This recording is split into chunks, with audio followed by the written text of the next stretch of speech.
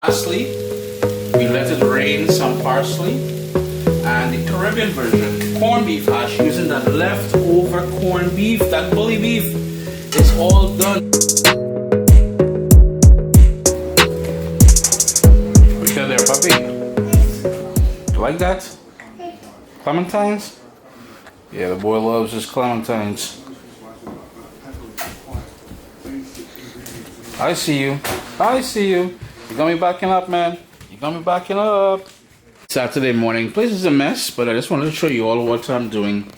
One of my favorite things to, we did that one with the leftover corned beef fried rice that we did not too long ago. So I have some leftover corned beef from last night. Rice is there. That rice is gonna go into a different dish. But what I have here is some Yukon Gold potatoes, and I think it was about 6 or 7 medium-sized potatoes that I just peeled, quartered, and it's coming up to a boil in salted water. So that's gonna be breakfast for Polly and I today. I'm gonna quickly show you guys a wicked little breakfast I make. What are you doing, boy? Aren't you eating your clementines?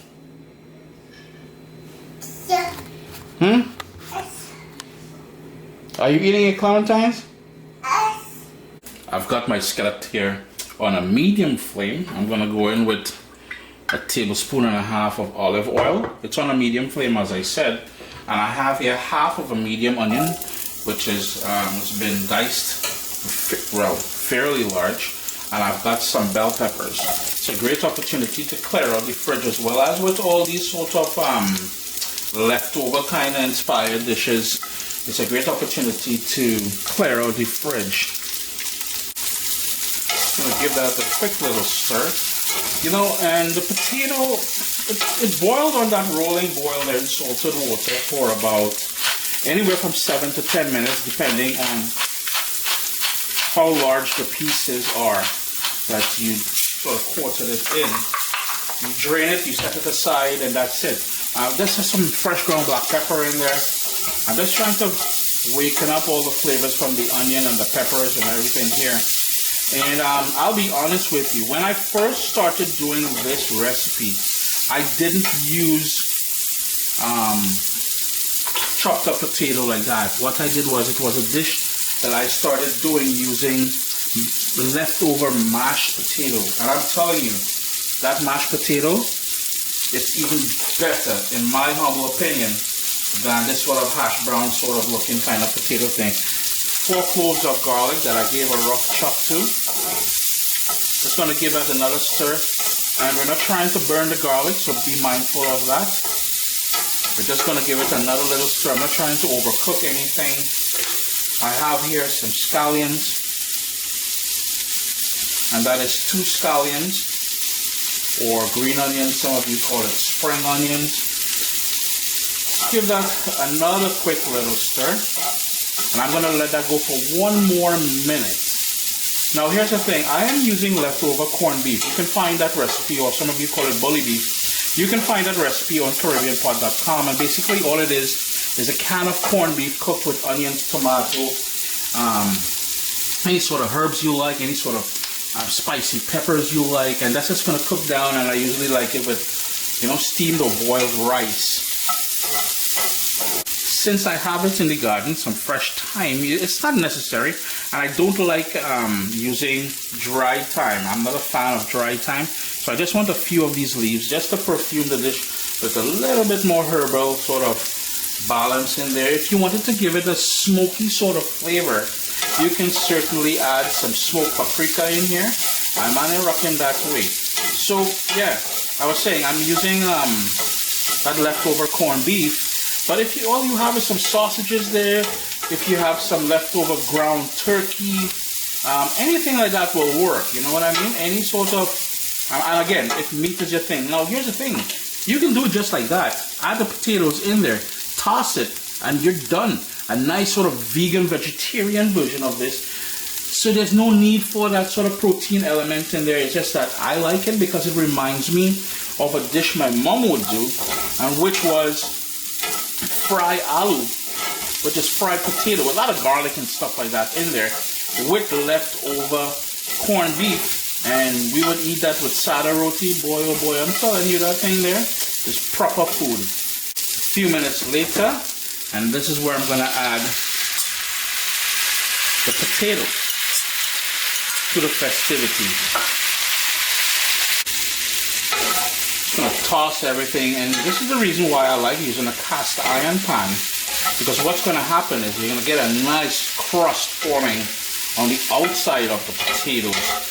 And this is why I didn't add the leftover corned beef yet, is because I want to get that sort of crust going. So that's going to take a few minutes before I add the corned beef, because the corned beef is going to bring a sort of sogginess to the game that we want near the end there. We just want to form that crust first. And you notice what's happening here, all these lovely colors from the peppers and everything else. I'm telling you, boy, this is a proper dish on its own as well too. So yeah, if you wanted to keep this vegan, vegetarian, all you would do now is just let that cook for about 4 or 5 minutes. You're done.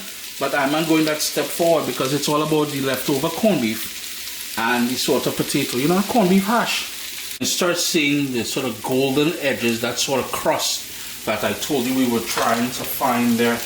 Now, ladies and gentlemen, if you're using a cast iron pan, you see this handle here? That entire thing will get hot, so be mindful of that, yeah?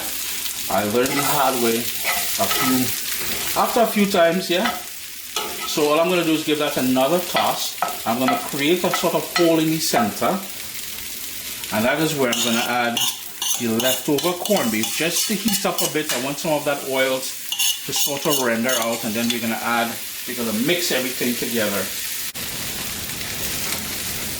So you can see that corned beef is starting to heat up. You see all that oils there. Now what we're going to do is kind of distribute it all over. Now there is Scotch bonnet pepper in there from when I cooked it originally. What I'm going to do is fish that out, because Polly, yeah, that's my nickname for Zaire, is going to be eating this. So while it has some Scotch bonnet in there, I'm happy to say he won't run into any big chunks of that. So all we're going to do is give that a nice little flip now. Apologies, I just hit the tripod there, so it will be shaky. And you will just heat this up now for another 2 or 3 minutes. And you notice, remember that crust I was talking about earlier? That is that crust there. That's pure gold.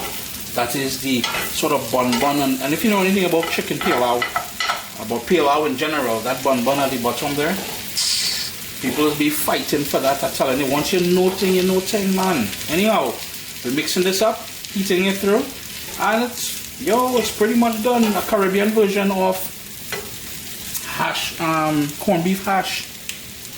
Sup, soldiers?